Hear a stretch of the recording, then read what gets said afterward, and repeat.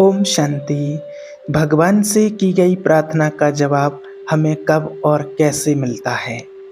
एक बहन ने प्रश्न पूछा है कि आज हम भगवान से बहुत सारी प्रार्थनाएं करते हैं और कई बार मन में यही लगता है कि भगवान से इतनी सारी हम विनती करते हैं, प्रार्थना करते हैं, लेकिन वो प्रार्थना का जवाब देता क्यों नहीं है? और देता भी है तो इतना लेट क्यों देता है? तो देखिए, पहली बात तो ये है कि हम भगवान से जो भी प्रार्थना या अर्चना करते हैं तो कहीं न कहीं उन चीज़ों में हमारा लेन-देन होता है। भगवान भी हमेशा कहते हैं कि निस्वार्थ भाव से जो चीज़ की जाए उसमें शक्ति होती है। कहा जाता है, नेकी कर दरिया में डाल, कर्म कर फल की इच्छा मत कर। क्योंकि आज जैसे हम कोई भी कार्य करते हैं तो उसमें कुछ ना कुछ स्वार्थ ज़रूर छिपा होता है, कोई ना कोई स्वार्थ तो छिपा ही होता है। क्योंकि आज दुनिया में ऐसा देखा गया है, क्योंकि आज हर व्यक्ति कहा भी जाता है कि अपने स्वार्थ के लिए कर रहा है।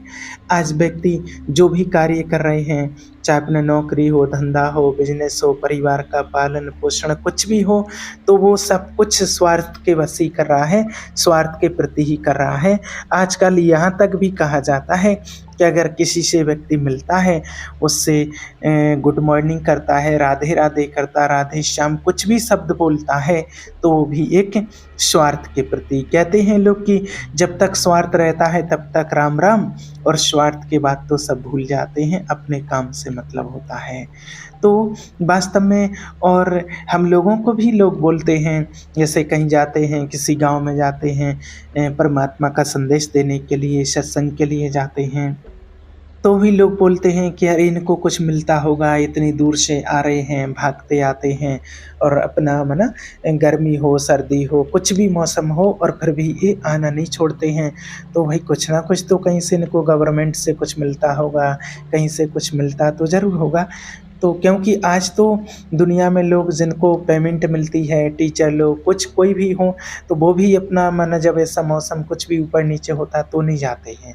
तो हाँ, देखिए मिलता तो ज़रूर है, लेकिन उस गवर्नमेंट से नहीं, ईश्वरीय गवर्नमेंट से जो दिखाई नहीं देता है। यहाँ की गवर्नमेंट जो देती है वो तो कुछ समय के लिए ही और कुछ समय साथ देता है, लेकिन जो ईश्वरीय गवर्नमेंट देती है वो हमेशा साथ में रहता है और जन्मों जन्मों तक वो साथ चलता है। वो दिखाई नहीं देता है, उसको समझने वाले ही समझ पाते हैं, उसको सब नहीं समझ पाते हैं। और कई लोग यहाँ तक भी बोलते हैं कि भाई आप माना जैसे किसी का कमेंट आया उसका रिप्लाई देते, कॉल आया तो उसका रिप्लाई देते, तो भी लोग माना समझते हैं कि माना ये रिप्लाई कर देते हैं, नहीं तो लोग आजकल बात नहीं करते हैं, किसी की कोई बात सुनते नहीं हैं। तो देखिए, सबसे बड़ी तो होती है दुआएं जो आप लोगों से मिलती हैं, क्योंकि दुआओं से बड़ी ना तो कोई दवा है और ना कोई दौलत होती है। व्यक्ति का जब एक ऐसा समय आ जाता है जब उसके लिए ना तो संबंधी काम आते हैं, ना पैसा काम आता है, सिर्फ उसके जीवन में जो कमाई हुई दुआएं रहती हैं वो ही काम में आती हैं। तो देखिए, जो बात आ रही थी भगवान से कि तो जब वैसे ही हम भगवान से कुछ प्रार्थनाएं करते हैं तो कोई ना कोई स्वार्थ होता है। आपने देखा होगा, जब भगवान के देखिए कोई दिन होते हैं, जैसे किसी भी भगवान का जैसे दिन होता है, सोमवार मंगलवार सबके अलग अलग बना रखे हैं, या फिर जैसे नवरात्रि शुरू होती है, नवरात्रि आती है, या हनुमान जयंती आती है, रामनवमी आती है, ऐसे कोई विशेष दिन जो बनाए गए हैं, तो हम उन्हीं से कुछ ना कुछ लेने की कोशिश करते हैं। तो देखिए, पहली बात तो ये है कि भगवान के लिए तो कोई दिन नहीं है, हम हर घड़ी, हर क्षण, हर श्वास परमात्मा को याद कर सकते हैं, किसी को भी। वैसे ही जैसे जब हम अपने जीवन में किसी भी प्रकार से अगर उलझ जाते हैं, या हमारे जीवन में कोई ऐसी दर्द भरी घटनाएं हो जाती हैं, कोई प्रॉब्लम्स आ जाती है, कोई घर पर समस्या आ जाती है, जीवन में कोई समस्या आ जाती है, मानसिक रूप से कोई समस्या आ जाती है, धन से संबंधित कोई समस्या आ जाती है, या बच्चों से संबंधित कोई समस्या आ जाती है, तो हम सबसे पहले किससे प्रार्थना करते हैं? ईश्वर से, भगवान से। ईश्वर परमात्मा हमारे बच्चों की बुद्धि अच्छी करना, हमारे घर में धन की वृद्धि करना, हमारे शरीर को स्वस्थ रखना, हे प्रभु हमारे बिजनेस को बढ़ाना, हमारी गृहस्थी को संभालना।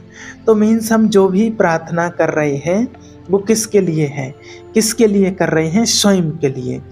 अब वो प्रार्थनाएं तो हम कर रहे हैं, लेकिन एक चीज हम भूल जाते हैं कि प्रार्थना ओनली आप नहीं कर रहे हैं, माना आप अकेले प्रार्थना नहीं कर रहे हैं। इस बात को आप ध्यान रखना, जैसी प्रार्थना आप कर रहे हैं ऐसी प्रार्थना संसार में कितने ही लाखों करोड़ों लोग कर रहे हैं, पूरा संसार कर रहा है। भगवान से कुछ मांगने के लिए बैठे हुए हैं और लेने के लिए बैठे हुए हैं। जिस प्रकार से एक डॉक्टर्स होता है, डॉक्टर जो होता है, आपके लिए एक उदाहरण छोटा सा देते हैं। एक जो बहुत सारे लोगों के अंदर यही क्वेश्चन रहता है कि भगवान हमारी प्रार्थना देर से क्यों सुनते हैं, तो आपको एक छोटा सा आंसर देते हैं। आप हो चाहे हम हो, कोई भी हो, जब कोई वर्क करते हैं, मान लीजिए आप एक डॉक्टर हैं, आपके पास बहुत सारे पेशेंट आते हैं, आपका एक बड़ा सा हॉस्पिटल है, तो आपका टाइम है 2 घंटे का। 10 से 12 आप अपने जो भी पेशेंट आते हैं उनसे मिलते हैं, अपने क्लिनिक में आप बैठते हैं। 2 घंटे में आपको पेशेंट्स को मिलना है, तो आप बाहर बोर्ड लगा देते हैं 10 से 12 यहाँ पर ये डॉक्टर बैठते हैं, इनका टाइमिंग ये है, ये देखेंगे। उसके लिए हम क्या करते हैं, हम जा कर के पहले से अपना नंबर लगा देते हैं, बैठ जाते हैं। और कई बार क्या होता है, जैसे ज़्यादा भीड़ होती है, बहुत पेशेंट होते हैं, तो हम नंबर लगा देते हैं। तो नंबर लगाने जाते हैं तो हम कहते हैं हमें दिखाना है, तो वहाँ जो बैठे रहते हैं उनके छोटे जूनियर, तो वो बोल देते हैं कि आप कल आओ, परसों आओ, या आज इतने बजे आओ और इस टाइम पर आपको आना है।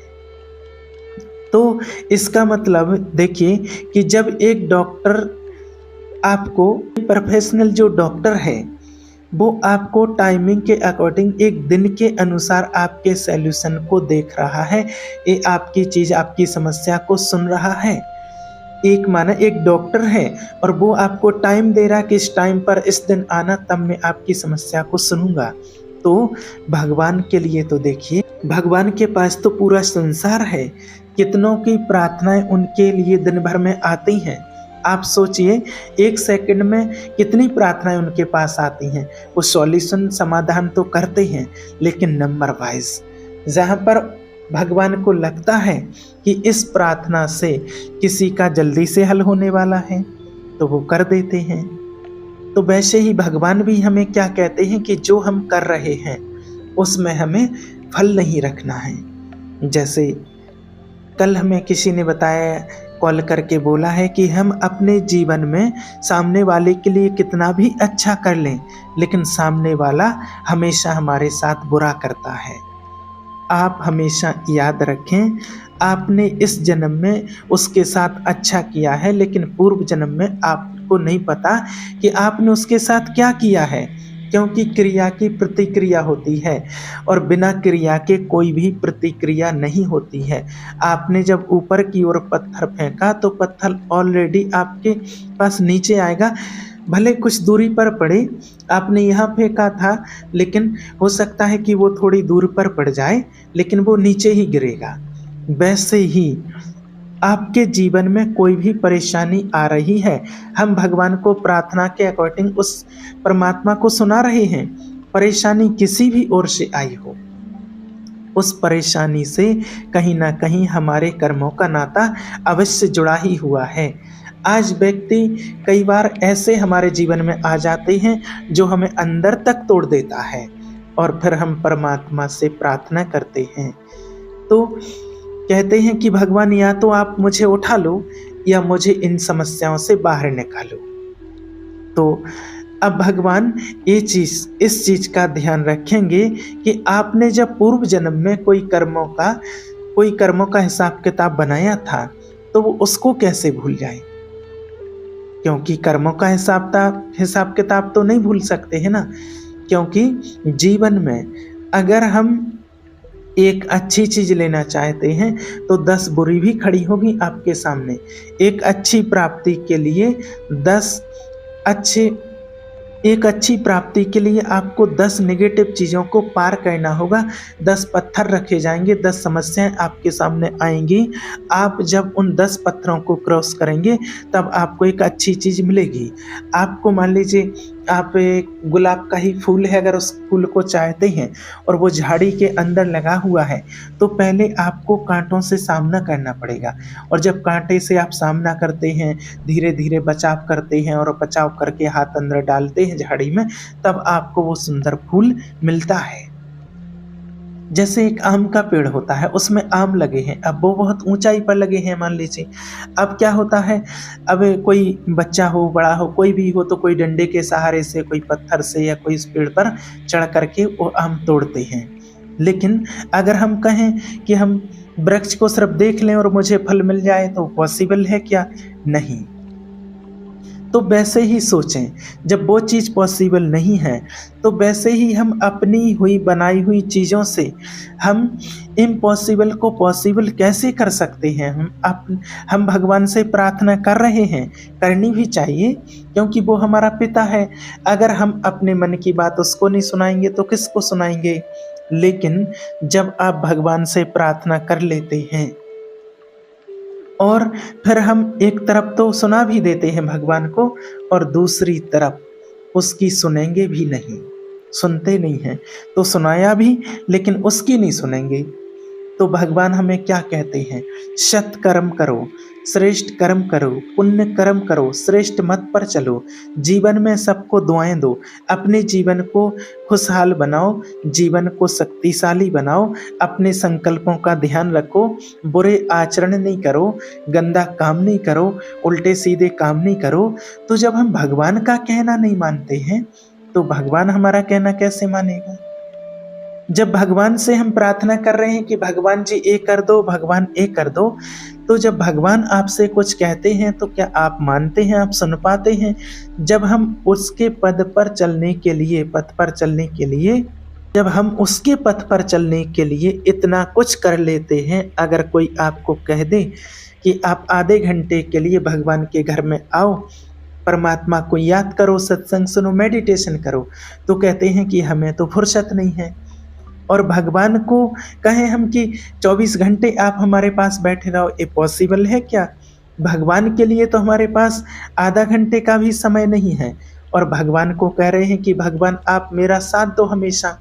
भगवान भी उसी का साथ देता है जो अपना साथ देता है। इसीलिए भगवान हमेशा कहते हैं, याद दिलाते हैं कि अगर आपको जीवन में कुछ हासिल करना है तो बिना परमात्मा के सहारे के आप नहीं कर सकते हैं, बिना आप अपने श्रेष्ठ कर्म के, पुण्य कर्म के नहीं कर सकते हैं। आप अच्छे कर्म करो, सद्मार्ग पर चलेंगे तब आपको काम हासिल कर सकते हैं। दुनिया का सहारा तो आपको कुछ भी मिल जाएगा, लेकिन वो होगा स्वार्थ भरा। अगर आज आपने किसी की मदद की है तो कल सामने वाला आपकी मदद लेने के लिए तैयार बैठा है। वो डायरेक्टली कहेगा कि आपने मेरे से मदद ली थी, अब मुझे आपकी ज़रूरत है, आप मुझे मदद करो। लेकिन अगर भगवान आपकी मदद करता है तो कभी ये नहीं कहता है कि मैंने आपकी मदद की थी, अब आप मेरी मदद करो। इसीलिए भगवान से प्रार्थना करें, लेकिन उस प्रार्थना के आधार पर थोड़ा सा अपने जीवन को एक संतुष्टता का दर्जा भी दें। जब आप अच्छे कर्म करने लगेंगे, श्रेष्ठ कर्म करने लगेंगे, तो भगवान आपकी बात को सुनेगा। सुनना यानी कि जो आप कर्म करेंगे अच्छा, तो उस अच्छे फल का ही आपको रिटर्निंग अच्छा ही मिलेगा। तो भगवान हमारी सुनता है क्योंकि हम सब उसके लिए बच्चे हैं। लेकिन अगर कोई बच्चा गलत काम करता है तो उसमें पिता भी क्या कर सकता है? सिर्फ सलाह दे सकता है। लेकिन अगर बच्चा नहीं मानता है तो उसका करने का फल उसको भोगना पड़ता है। यहाँ कोई गलत करता, कोर्ट जाएगा, जेल जाएगा, केस हो जाता है।